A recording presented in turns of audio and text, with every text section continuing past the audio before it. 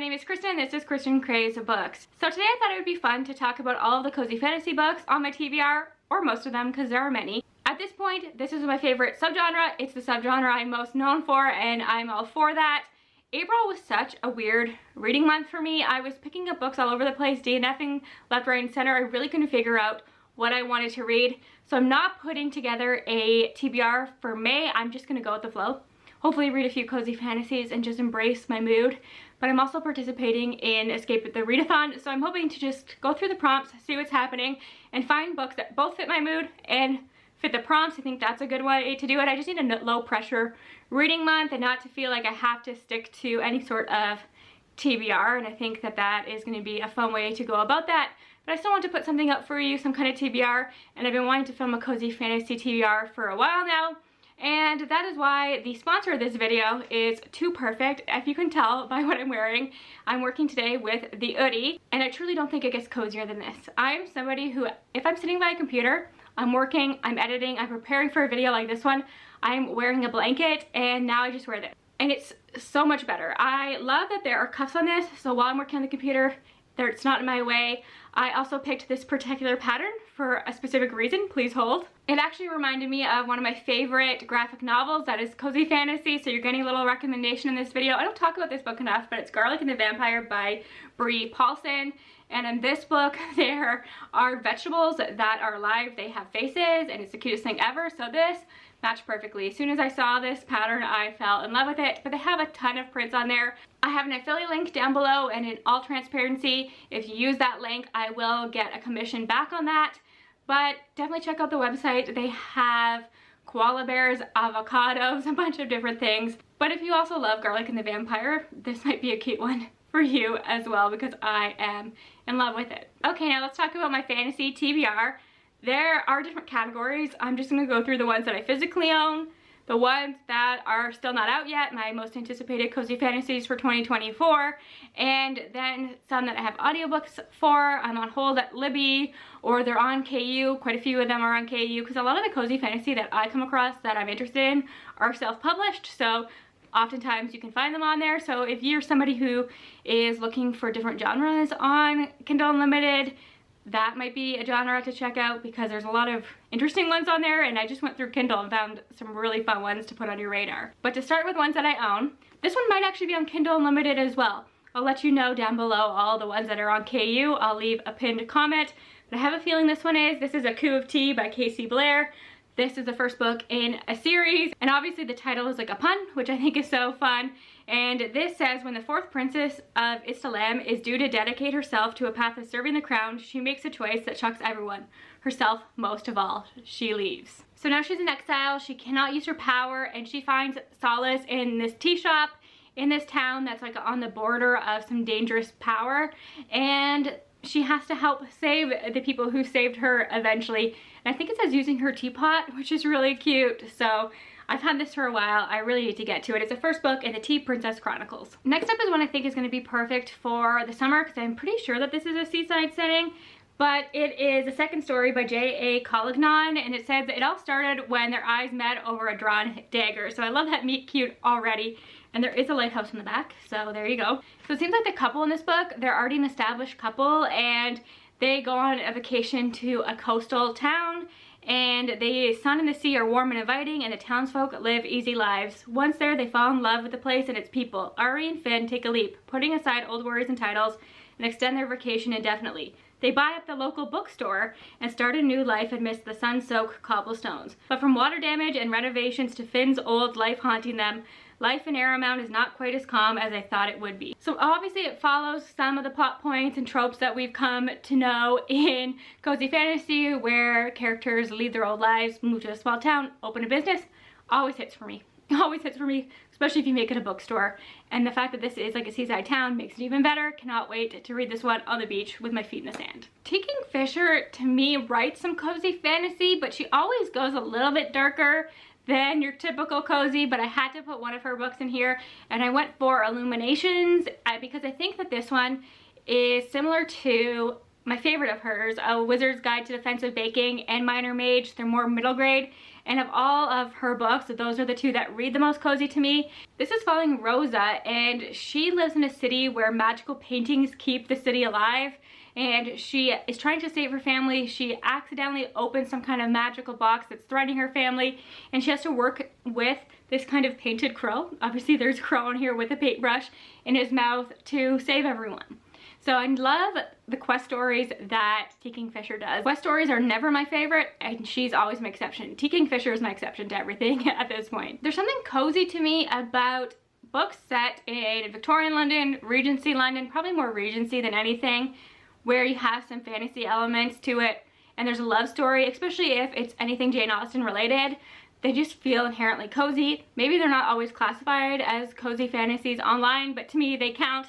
And one that I own, you'll see a few more on of these on this list, but one that I own is Pemberley, Mr. Darcy's Dragon. Do you really have to know more? This is by Maria Grace, and there are a ton of books in this series, so hopefully I like this first one, because it would be nice to have a series of anything Jane Austen retelling related to just dive into, because it's one of my favorite things. And actually this is book one of Jane Austen's Dragons. That is so fun. And the first line is, "It's a truth universally acknowledged that a single man in possession of a good fortune must be in want of a dragon." Don't need to know anything more. Mr. Darcy is like the love of my life, so I'm curious to see what he does with the dragon. Now let's talk about the 4 2024 releases that I'm still waiting for, that I cannot wait to read. And there are so many more, but these are the top 4. I actually put a question on Instagram asking for any recommendations, and a couple of these were recommended by you all, so thank you for that. Really exciting titles I cannot wait to get my hands on. Obviously the cover of this first one caught my eye. It is absolutely stunning. It's called The Teller of Small Fortunes, and it's by Julie Leong. It says, "A wandering fortune teller finds an unexpected family in this warm and wonderful debut fantasy, perfect for readers of Travis Baldry and Sangu Mandanna," who we're going to talk about in a second. So obviously when you think about cozy fantasy at this point, those are the two authors you think of. So it makes sense. This is definitely leaning towards cozy fantasy. I love anything that follows a fortune teller. There's a cat on the cover of this one. We're following Tao, who is a fortune teller, and she only tells small fortunes. It's a bit of a lonely life, but she's happy with it. But then it says, "A small fortune unexpectedly becomes something more when a semi-reformed thief and an ex-mercenary recruit her into their desperate search for a lost child. Soon they're joined by a baker with a need," K-N-E-A-D of course, "for adventure, and of course a slightly magical cat." Say no more. Say no more. That sounds fantastic. I might have to pre-order that one actually. Okay, here we go. Sangu Mandanna. Of course I have to include her new book in this video. This one is called A Witch's Guide to Magical Innkeeping, and as much as I loved A Very Secret Society for Irregular Witches, I have a feeling this one will appeal to me even more, because there is a talking fox who is semi-villainous, so that sounds amazing. Obviously there's a romance, you can tell by the cover. It's giving Gilmore Girls, but magical, and I'm always here for that vibe. I love anything set in an inn. I just think that that always leads to some fun shenanigans. It doesn't say anything in the description about this, but on the cover there's a skeleton chicken, and I need to know more. So our main character is Sarah, and through a series of events she's exiled from the magical guild, and now she has to help her aunt run this inn, and she's looking to get her magic back, and the only person that can help her is this icy, grumpy historian. So you know that vibe is so good.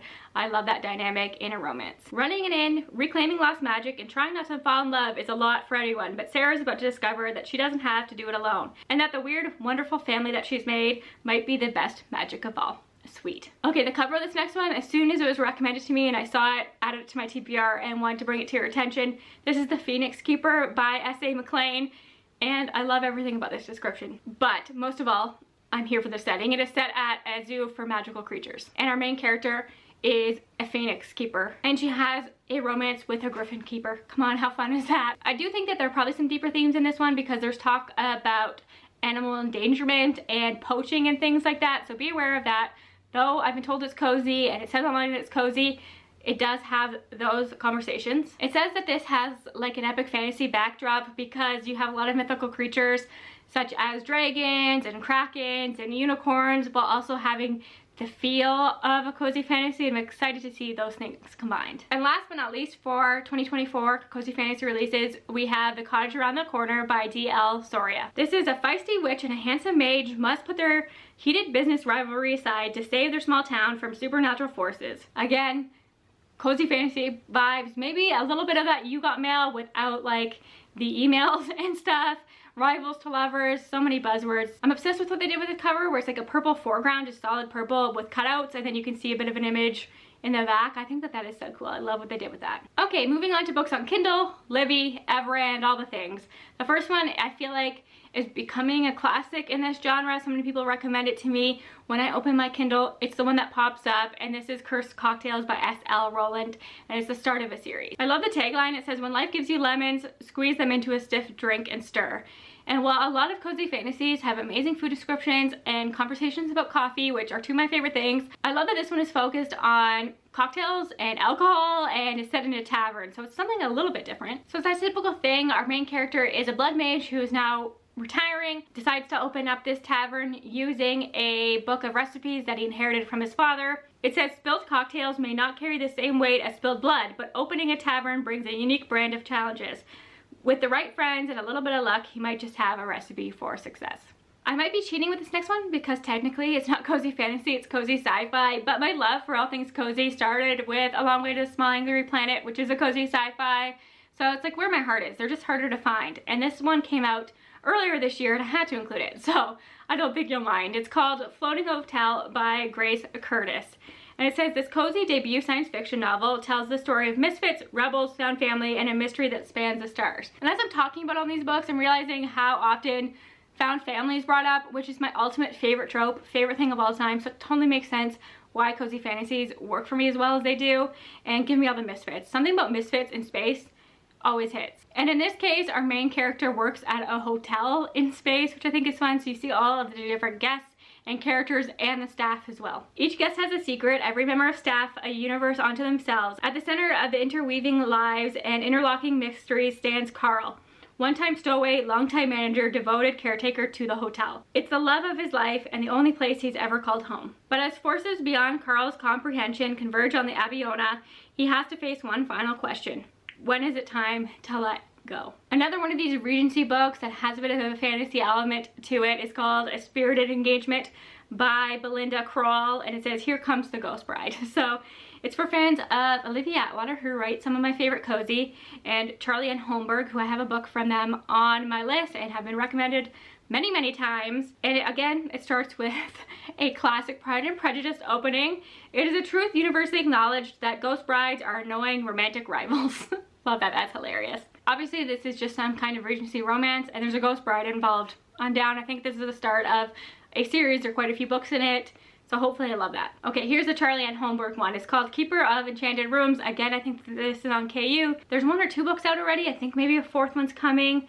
And this has a sentient house, which is another thing that I love in my cozy. It's set in Rhode Island in 1846. Our main character inherits this home and the home is not letting him leave. And so he enlists the help of this woman who has experience in working with these kind of sentient homes who are throwing a tantrum, which is hilarious. And obviously the two of them fall in love. This next one was actually one I found on Kindle. It was a Kindle recommendation. The cover caught my eye, then I read the synopsis and it really does sound like something that will work for me, and it's called Practical Potions and the Premeditated Murder by Wren Jones. Stella is tired of being a failure. She has a lovely cozy shop, a snarky feline familiar, and one single friend to call her own. It should be enough. But Stella's magical abilities left a strain on her hometown, and even years away didn't repair her reputation. The life of a kitchen witch is rough when everyone thinks Stella's magical blends of coffee and tea will leave them with boils instead of the intended motivation or self-compassion. But when murder shakes the town and Stella's best friend becomes suspect one, failure is a luxury they can't afford. Luckily, the murdered woman, a confident ghost with a fiery determination for justice, is ready to help. And she's more than Stella ever bargained for. With her friend, her familiar, and a bit of magic, Stella is ready to prove herself once and for all. Although perhaps she should brew a strong cup of courage first, just in case. Okay, that sounds so sweet. That might be what I'm in the mood for right now. That might be the one that I read first, so I'll let you know. Another cover that really caught my eye is Asiri and the Amaru by Natalia Hernandez. And this says that Asiri has a gift. She has the ability to speak to animals. However, when she begins to feel that her talents are being abused in her home, she escapes to a delightful coastal village where she plans to hide her gift and finally live a normal life. So again, we're escaping something and going to a coastal city. So another one that might be good to read on the beach. And it is in this town where she meets Dario, who is a beloved animal healer, and the two of them stumble upon an Amaru who is injured, and they have to work together to heal it. It says that Asiri and the Amaru is a cozy Latin fantasy romance based on Peruvian mythology and is intended for an adult audience. One that I've seen quite a bit, and I happened to grab on one of those stuff your Kindle days, is Spelling the Tea by Erin Johnson. Again, the start of a series, a punny title. This cover, when you first look at it, I don't love it, but it's really grown on me and I think it's kind of fun. Welcome to the coziest vampire-owned tea room and bath. It's steeped in magic and mystery. Our main character, Minnie, is an American living in the UK. She was married but is now going through a divorce. He had an affair and she ends up in the small town of Bath, hoping to be inspired because it inspired Jane Austen after all. But there's risk of her being deported, so she needs to get a job, and she's hoping that the vampire who owns this tea room will hire her. But as she's being interviewed for the job, an employee drops dead. So they have to try and solve the case. I'm wondering if she is a suspect in some way. I'm actually really excited about that one. Also, a lot of these cozy fantasy books also have witches, so that is no surprise, and I love it as well. Another one where I just happened to see this cover and it caught my eye instantly is Wormwood Abby. This is by Christina, Blair, and it's the first book in the secrets of Ormdale. As a Victorian clergyman's daughter, Edith Worms has seen everything until a mythological salamander, now that is different, tumbles out of the fireplace onto her lap. When a letter arrives from a strange relative, Edith is swept away to a crumbling Gothic abbey in the wilds of Yorkshire. They're actually calling this a cozy Gothic novel, which is combining two of my favorite things, and you don't really see those two things together very often. And it's full of mystery, dragons, and the perils of friendship, perfect for fans of Emily Wilde's Encyclopedia of Fairies and Maria Grace, who we talked about earlier. So yeah, I have a good feeling about that one. And last but not least is a book that is actually shortlisted for Swiftbow. I'm not sure when all that stuff comes out of who won. That might have already happened and I missed it. I'm not sure. But Arrival Most Vile by R.K. Ashbrook obviously is the one of all of the finalists that caught my eye. And it says 2 potion shops, 1 heated rivalry until hate bubbles over into something else. So again, another trope within cozy fantasy that we see a lot is 2 rival shops of some kind, whether they're potions, magic stores, bookshops, anything. And then the owners of those 2 shops end up having a romance, even though they hate each other at first. And it works, it hits. I was a huge fan of You've Got Mail after all. There are so many more I could have talked about. I was finding a million cozy fantasies, but these are the ones that I want to prioritize. I probably won't get to them all this year, but you never know. I want to really just embrace what I love. And right now it's cozy fantasy and contemporary romance, if I'm being honest. That's all my mind wants at the moment. So we're just gonna go with it. We're just gonna go with it. Let me know if you've read any of these, what your favorite cozy fantasy is, any that are on your TBR that I didn't mention that you want to recommend to me. I would love that so much. So thank you again for your support. Shout out to Oodie once again, and I will talk to you all soon. Bye for now.